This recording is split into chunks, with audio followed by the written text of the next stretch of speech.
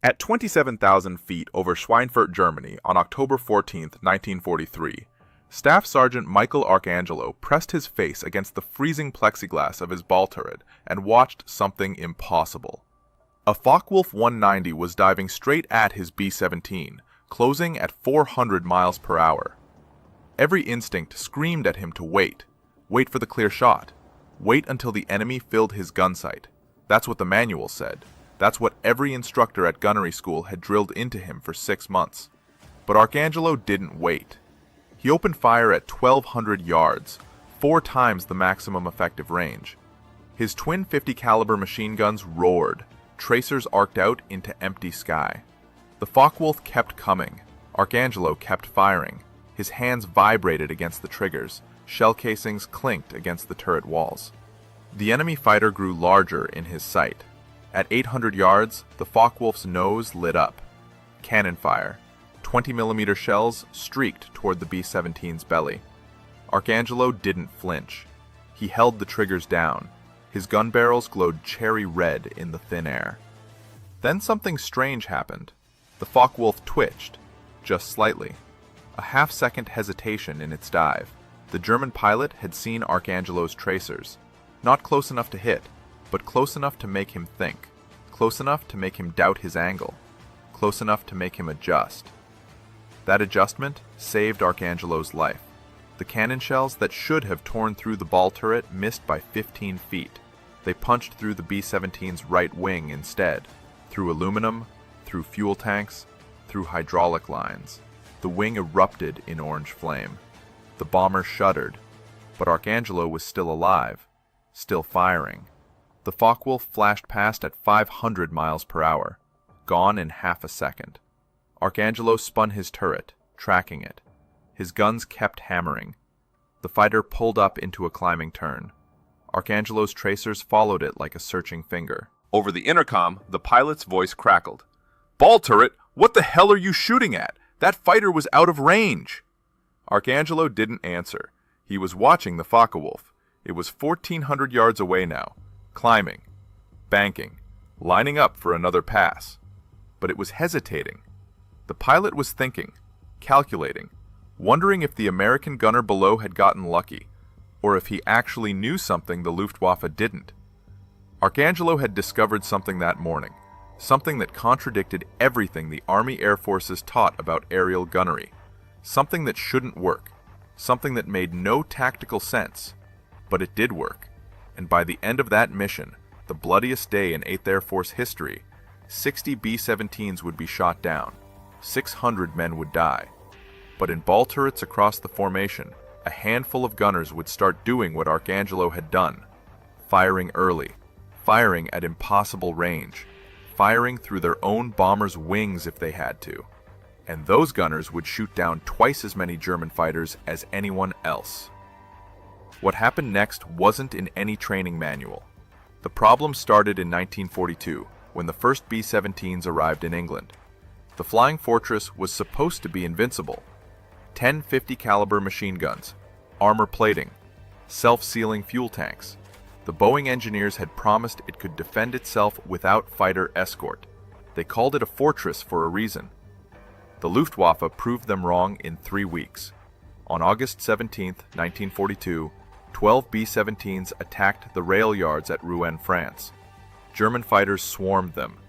Bf-109s, FW-190s. They came in fast, head-on attacks at closing speeds over 500 miles per hour. The American gunners fired. They followed their training. They waited for the clear shot. They aimed carefully. They missed. Every single gunner missed. The German fighters ripped through the formation. 20mm cannons, 30mm cannons. One B-17 went down, then another. The survivors limped back to England with dead men in the gun positions and holes big enough to crawl through in the fuselage. The commanders studied the gun camera footage. They interviewed the surviving gunners. They analyzed the bullet patterns. The conclusion was obvious. The gunners were firing too late. By the time a German fighter filled the gun sight, by the time it looked like a sure thing, it was already too close. The closing speed was too high. The gunner had maybe half a second to fire before the fighter flashed past. Half a second wasn't enough. The Luftwaffe pilots knew this. They'd been fighting since 1939. They'd shot down RAF Hurricanes over France, Soviet I-16s over Russia, British bombers over Germany. They understood geometry. They understood timing.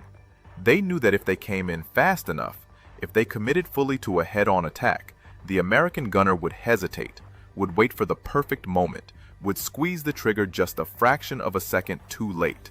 And by then, the German pilot would have already fired and broken away. The statistics were brutal. In the fall of 1942, 8th Air Force lost 4% of its bombers on every mission. 4 out of every 100 B-17s didn't come home. Statistically, a bomber crew had to fly 25 missions to complete their tour. Do the math. Most men didn't survive. The commanders tried everything.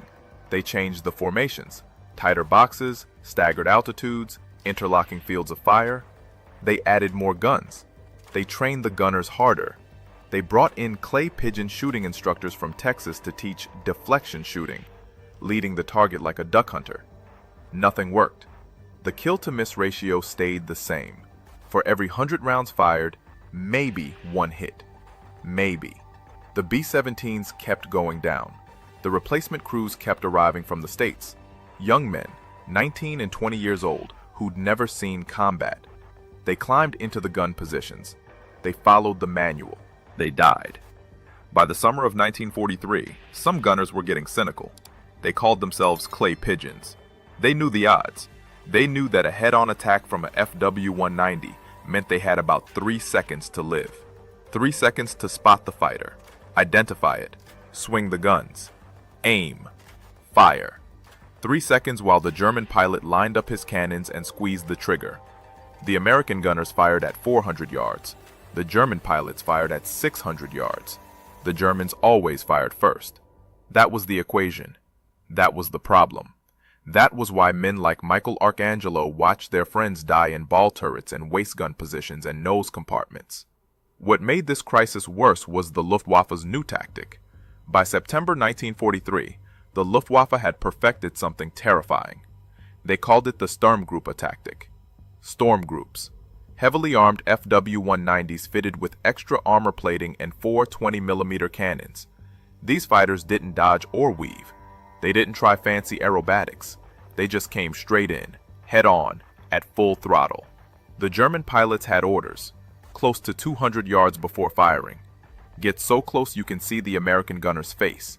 Then, open fire with everything. 4 cannons, 2 machine guns, a 2-second burst that could saw a B-17 in half. The tactic worked because of human psychology. When a fighter came straight at you at 500 miles per hour, when it grew from a dot to a cross to a roaring engine with guns flashing in the nose, your brain screamed at you to shoot. Now. Right now. But if you fired too early, you wasted ammunition. If you fired too late, you were dead. The sweet spot was maybe 400 yards. 4 football fields. At that range, a good gunner could walk his tracers into the target. But at 500 miles per hour closing speed, 400 yards disappeared in less than 2 seconds. The German pilots knew this. They knew the American gunners would wait, would try to be accurate, would aim for the cockpit or the engine. And while the Americans were aiming, the Germans were already squeezing their triggers at 600 yards. The Luftwaffe always fired first. The results were catastrophic. On the Schweinfurt raid, October 14, 1943, the 8th Air Force sent 291 B-17s deep into Germany.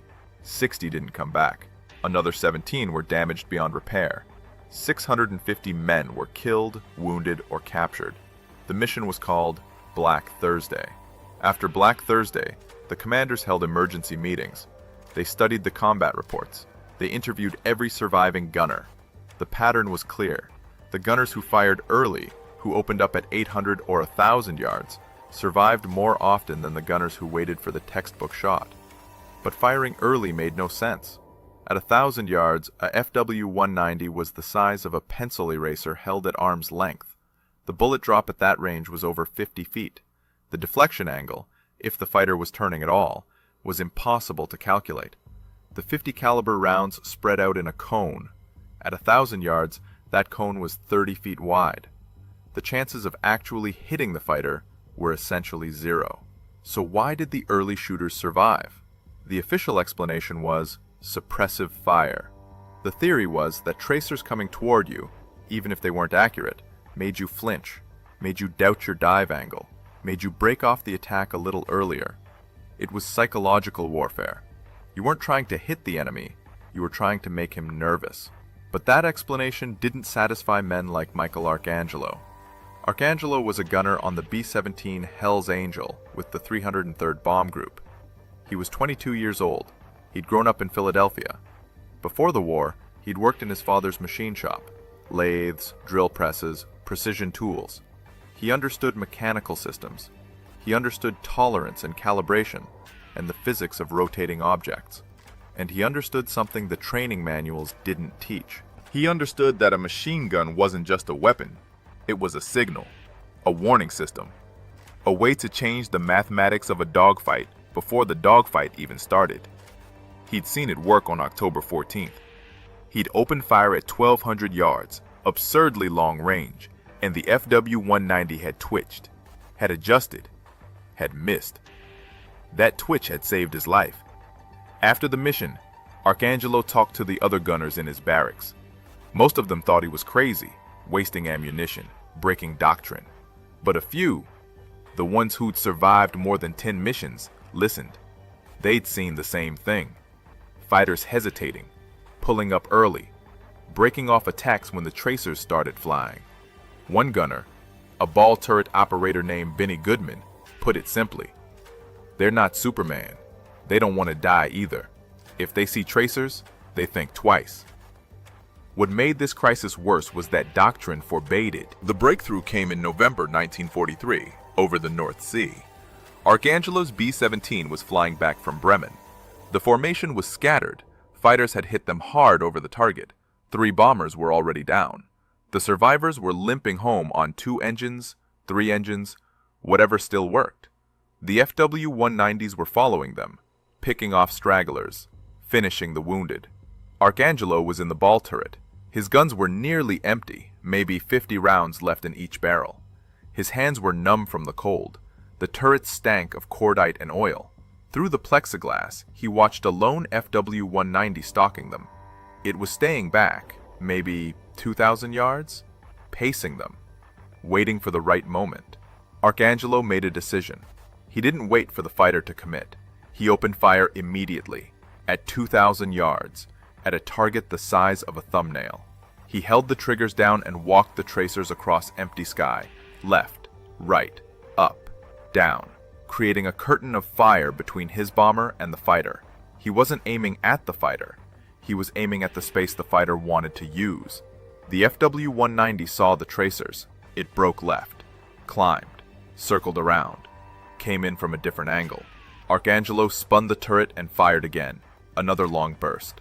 Another wall of tracers. The fighter broke off again. This happened 4 times. Each time the German pilot tried a different approach. Each time Arcangelo fired early. Absurdly early. Before the fighter even committed to an attack run. Each time the pilot saw the tracers and thought twice. Changed his mind. Looked for an easier target. After the 4th attempt, the FW-190 gave up. It waggled its wings and turned back toward Germany. Arcangelo watched it disappear into the clouds. He'd fired maybe 200 rounds total. He hadn't hit anything, but he'd survived. More importantly, he'd figured something out. The training manual said, wait for the enemy to commit. Wait until he's in range, then fire accurately. Kill him. That doctrine assumed the goal was to shoot down the enemy fighter. But Arcangelo realized the goal wasn't to kill the enemy. The goal was to survive. And survival didn't require a kill. It just required making the enemy pilot doubt. When Arcangelo landed at Molesworth, he went straight to the gun shop. He found the armorer, a sergeant named DiMaggio who'd been maintaining 50 calibers since before Pearl Harbor. Arcangelo explained what he'd discovered. DiMaggio listened. He'd been hearing similar stories from other gunners, men who fired early, men who wasted ammunition, men who violated doctrine, men who came home. DiMaggio understood weapons. He understood that a 50 caliber bullet at 1,000 yards still carried enough energy to punch through aluminum, Maybe it couldn't pierce armor, maybe it couldn't kill a pilot, but it could hole a wing, damage a control surface, crack a canopy. And even if it missed completely, even if it just came close, it told the enemy pilot something important. It told him, this gunner is awake, this gunner is aggressive, this gunner will start shooting before I'm ready. And that information changed the psychology of the attack. A Luftwaffe pilot attacking a B-17 was doing mathematics in his head. Speed, distance, deflection, closure rate. He had maybe 5 seconds to line up the shot, 5 seconds to commit fully. Once he committed, once he pointed his nose at the bomber and opened the throttle, he was locked in. He couldn't dodge, couldn't turn. He had to hold steady until he reached firing range. Those 5 seconds were when he was most vulnerable. If tracers started coming at him during those 5 seconds, before he was ready, before he'd committed, before he'd calculated his final approach, he had a choice. He could ignore the tracers and trust his armor, or he could abort, circle around, try again. Most pilots aborted, not because they were cowards, not because they were afraid of being hit, but because aborting cost them nothing. They could try again, come in from a different angle, wait for a better opportunity. Why take unnecessary risk? But it worked. The physics of what Arcangelo discovered involved 3 factors that nobody at gunnery school had explained properly. First, bullet trajectory at extreme range. A .50 caliber round left the barrel at 2,900 feet per second. At sea level, in still air, it could theoretically remain lethal out to 7,400 yards. But at 27,000 feet, the air was thin. Drag decreased. The bullets actually flew flatter and farther than they did at low altitude. At 1,200 yards, a .50 caliber round still carried 1,800 foot-pounds of energy, enough to crack an engine block, enough to shatter a canopy, enough to make a pilot think twice. The gunners didn't need to hit the cockpit, they just needed to hit something. Second, the cone of fire. When you fired a machine gun, the bullets didn't fly in a straight line. They spread out in a cone, wider and wider as distance increased. At 400 yards, the cone was maybe 10 feet across. At 1,000 yards, it was 30 feet. At 1,500 yards, it was 50 feet. The training manual called this dispersion and treated it like a problem. But Arcangelo realized it was an advantage. A 50-foot cone meant you didn't have to aim precisely. You just had to aim generally. Point the guns at the fighter, hold the trigger. Let the cone do the work. Somewhere in that 50-foot circle, a few bullets would pass close enough to matter. Third, the human factor. A Luftwaffe pilot sitting in an FW-190 cockpit couldn't see individual bullets, but he could see tracers. Every 5th round was a tracer, a bullet with a pyrotechnic compound in the base that burned bright orange. At 1,000 yards, those tracers looked like orange streaks coming straight at your face. The human brain was wired to fear things coming at the face. It didn't matter that most of the tracers would miss. It didn't matter that the odds of a hit were low. What mattered was the visual, the optical illusion of incoming fire. The brain saw danger and triggered a response. Flinch, adjust, abort. Even experienced pilots felt it. Even aces. The instinct was hardwired. But survival required more than just firing early. It required understanding the geometry of deflection shooting at range. When a fighter attacked head-on, it wasn't flying in a straight line.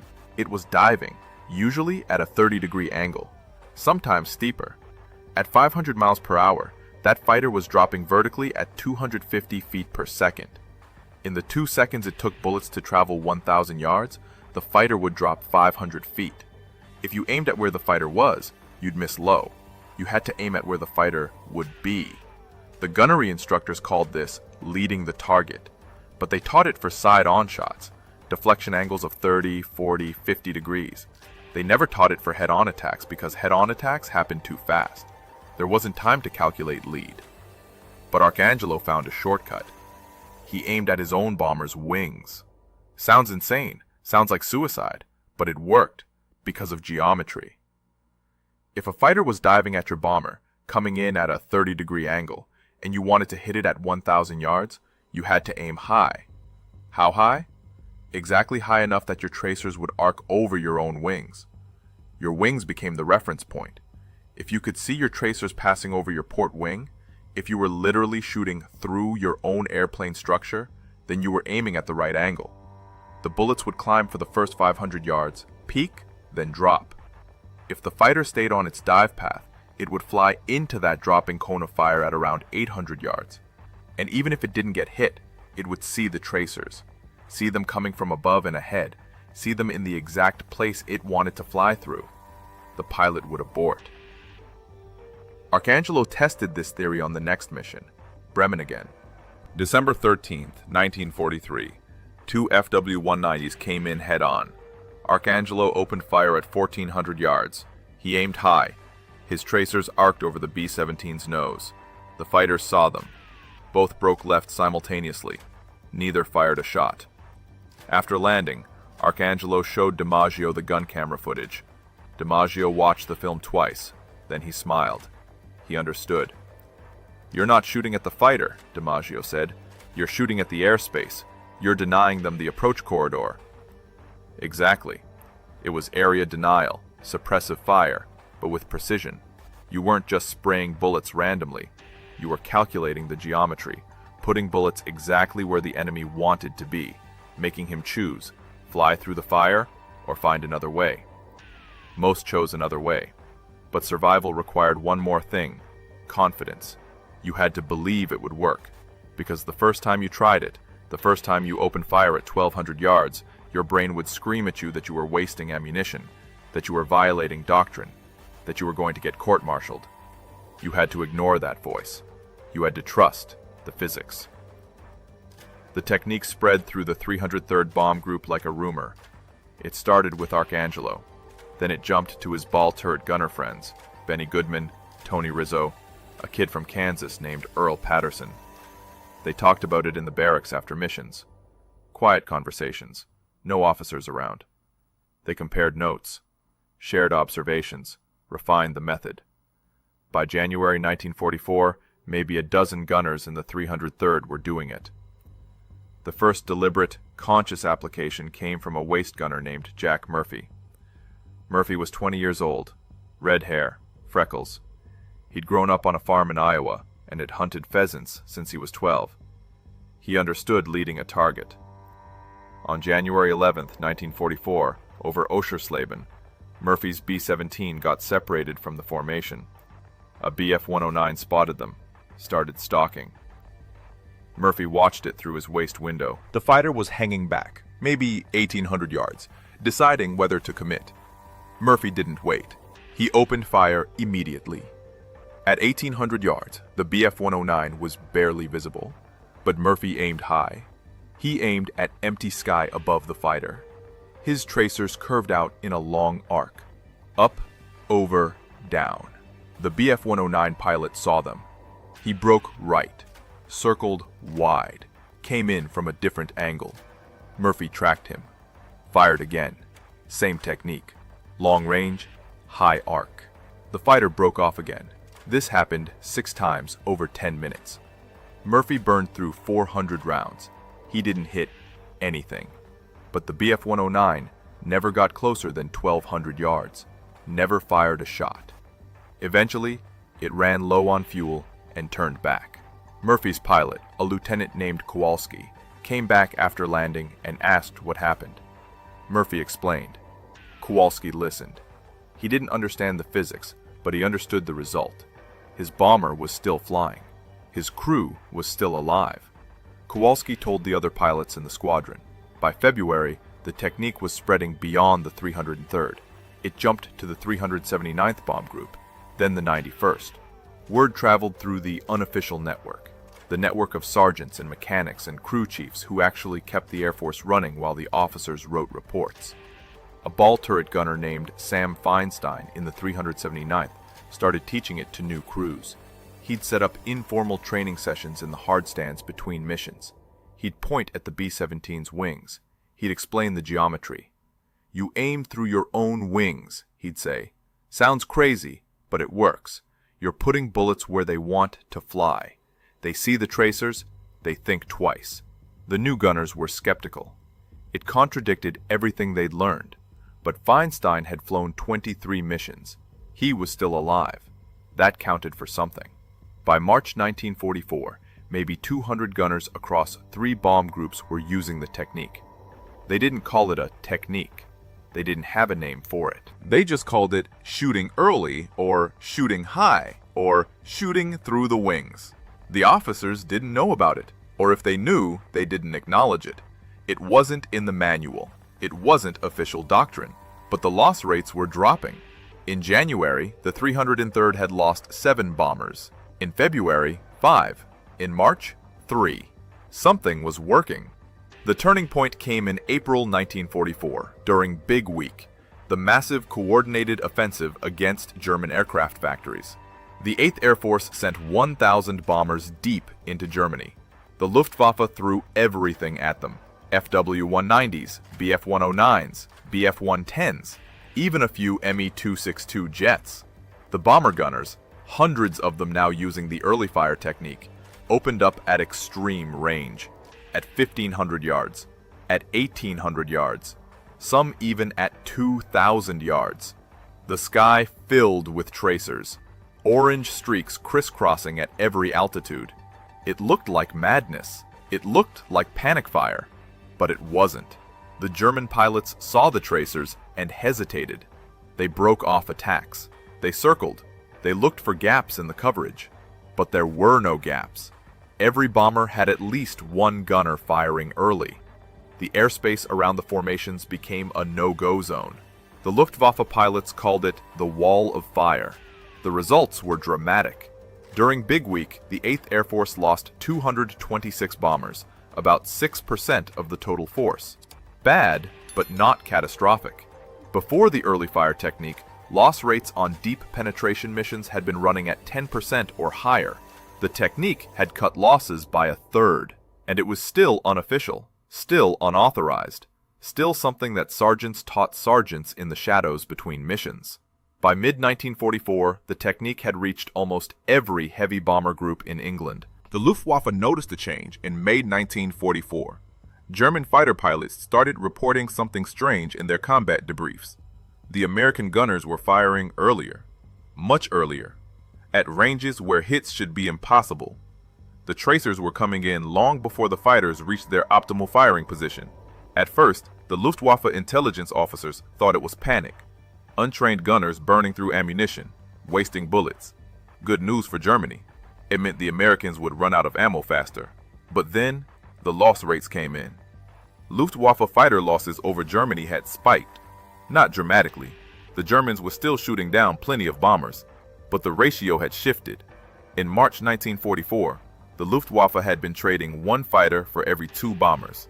By June, it was 1 fighter for every 4 bombers. Something had changed. Major Heinz Baer, an ace with 204 kills, was one of the first to understand what was happening.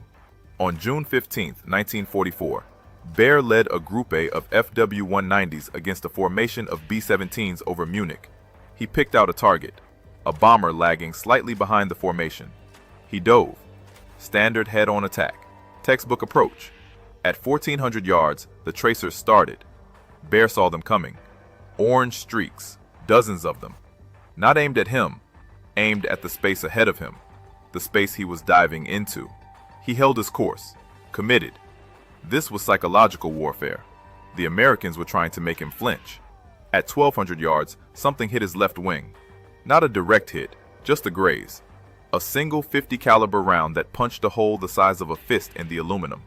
Baer felt the impact through the control stick. The wing flexed.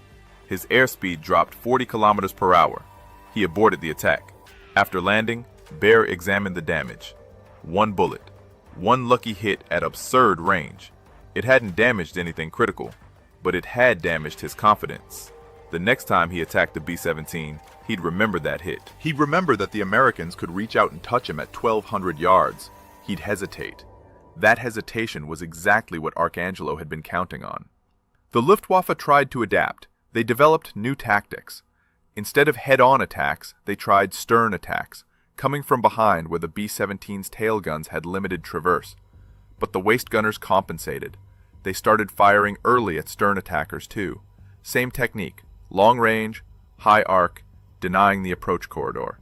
The Germans tried massed attacks, 12 fighters diving simultaneously from different angles, overwhelming the gunners. But that required coordination, radio discipline, fuel. By late 1944, the Luftwaffe was running short on all three. They tried armoring their fighters more heavily, adding steel plates behind the pilot's seat, thicker canopy glass, but the extra weight reduced speed and climb rate, made the fighters sluggish, easier targets for the escorts, the P-51 Mustangs and P-47 Thunderbolts that were now accompanying the bombers all the way to Berlin and back. Nothing worked. The fundamental problem for Luftwaffe pilots was that the Americans had changed the equation. It used to be, close fast, fire at 600 yards, break away before the gunner reacts. Now it was, close fast, encounter tracers at 1400 yards, decide whether to continue or abort. Most pilots aborted. Not because they were cowards. German fighter pilots in 1944 were some of the bravest men in the war. They were flying obsolete aircraft against overwhelming numbers. They knew they were losing. They knew most of them wouldn't survive the year. But they were also rational. Why press an attack against a bomber that's already shooting at you when you can circle around and find one that isn't? Why take a bullet at 1200 yards when you can wait 30 seconds and attack from a better angle? The problem was that by late 1944, every bomber was shooting early.